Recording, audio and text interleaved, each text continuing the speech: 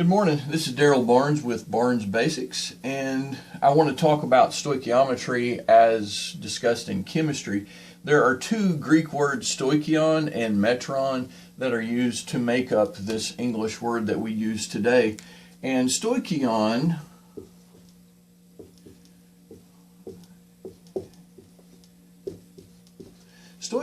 means elementary. And metron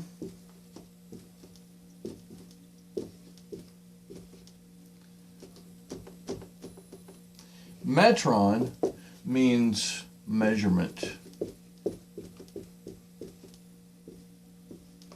So when we talk about stoichiometry, we mean measurements of elementary things or elementary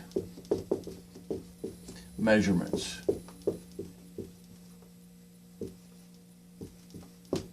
That's what we mean.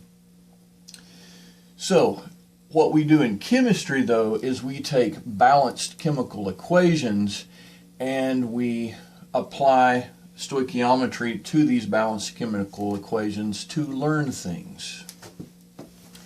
Before we apply this concept of stoichiometry to a balanced chemical equation, though, I want to apply stoichiometry to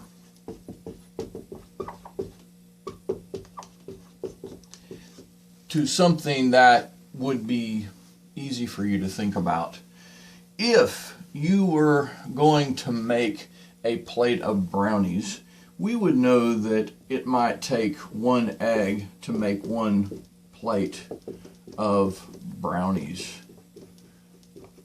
Or maybe one casserole dish that would be cut apart to make a plate of brownies.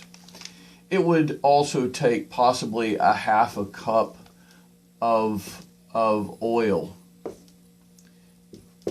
per plate of brownies, one plate of brownies. So with those things in mind, the fact that it would take an egg to make a plate of brownies or a half a cup of oil to make one plate of brownies, what if I ask you to make 3 plates of brownies? Well, what I'm asking goes on the left.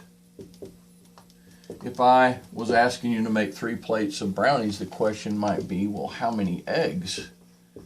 How many eggs would I need? And so we know this. We know that it takes 1 egg to make 1 plate of brownies. We know that. Plates of brownies cancel, plates of brownies cancel. 3 times 1 says, when you multiply those two, it says that you're going to need 3 eggs. So what if I ask you how much oil would it take to make 2 plates of brownies?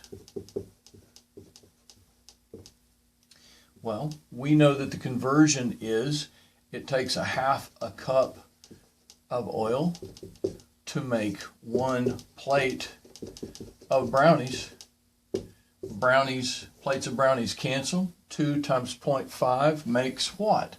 So if we say 2 times 0.5, we get 10, and since there's one number behind the decimal, we move it 1 place. We need 1 cup of oil. So that is the answer. That leads us into doing an actual problem with an actual balanced equation next. Everyday things relate to stoichiometry, and we're going to see soon how they relate to chemistry. With that brownie concept in mind, then let's do just a simple stoichiometry problem. If 10 moles of mercury oxide decomposed, how many moles of oxygen would be produced? In this formula, there are 2 moles of mercury oxide that decompose to form 2 moles of mercury and 1 mole of oxygen. So what we start with would go on the left. So we have 10 moles of mercury oxide, and we're asked to find out how many moles of oxygen. That is the question. So if we look at this balanced formula, what we're trying to find would go on top, and it's understood that there's a 1 in front of this oxygen here. So we could say this, we could say 1 mole of oxygen is produced when 2 moles of mercury oxide are decomposed. So if we canceled like terms in this problem, we would say 10 multiplied by 1 is 10 and divided by 2. That would give us the answer of 5 moles produced. 5. Probably would be better to write it this way. 5 moles of O2. And it would be even better to write it all in a straight line. Circle your answers so that your teacher or professor can see where you eventually wound up.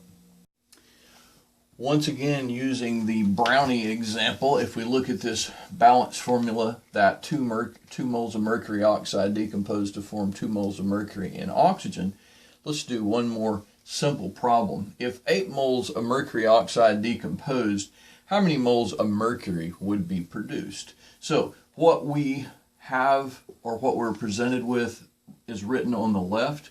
So we could say 8 moles of mercury oxide would go on the left. What are we trying to find? We're trying to find how many moles of mercury.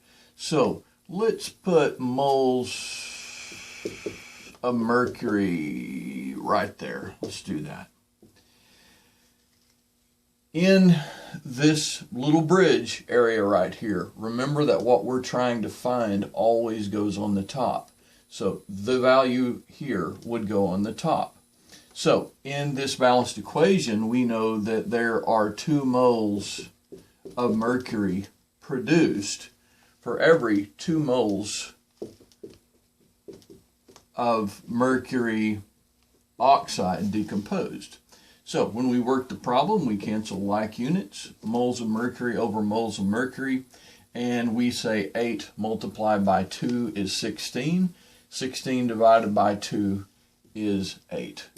8 moles of mercury are produced when 8 moles of mercury oxide are decomposed. So that is the beauty of the brownie example, because it can easily fit right into some very simple stoichiometry problems.